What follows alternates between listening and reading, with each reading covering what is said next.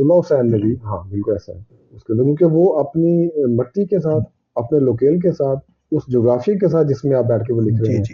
جس میں وہ جذبات و احساسات پیدا ہو رہے ہیں کہ جس کو آپ نے بیان کرنا ہے، تو اس کو بیان کرنے کے لیے آپ کو اسی مزاج کی نثر کی ضرورت ہوتی ہے. تو وہ عبداللہ صاحب نے ایک ایسی نثر بنائی کہ جس کو وہ اپنی ذاتی نثر کہتے تھے، ذاتی اردو کہتے تھے.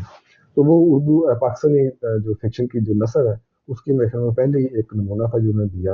اور اسی بنیاد پر جو آئندہ بھی لکھا جا رہا ہے وہ میرے خیال میں انہی خطوط پر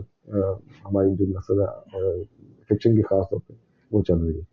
تو یہ اب اس نثر میں آپ دیکھیں کہ پاکستان کی بات کرتے ہیں تو یہ ایک جغرافیائی ایک حد بندی ہے جس کا ایک خاص ایک ثقافتی اثاثہ ہے، ایک خاص ثقافتی تاریخ ہے جس میں بہت سے رنگ ہیں، تنوع ہے اس میں ثقافتوں کا. ان تمام ثقافتوں کا جو ایک اس کی جو ایک خوشبو ہے یا اس کا رنگ ہے وہ اس میں نثر میں آنا چاہیے اگر آپ یہاں کی نثر لکھیں گے، کیونکہ آپ یہاں بیٹھ کے ہی چیزوں کو چاہے آپ دنیا میں کتنی دور تک دیکھ رہے ہیں، لیکن جہاں آپ کے پیر گڑے ہوئے ہیں جس مٹی پر، تو اس مٹی کے جو ایک لمس ہے اس کی خوشبو کو اس کے اندر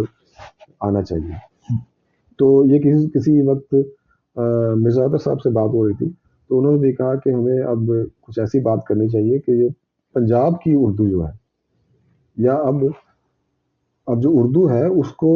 وہ جب تک اپنے جغرافیائی جو ایک حد بندی ہے جو علاقہ ہے اس کا رنگ یا اس کی خوبو نہیں لے گی، اس کے اندر وہ تاثیر پیدا نہیں ہو سکتی. تو یہ بہت ضروری ہے اور اس کو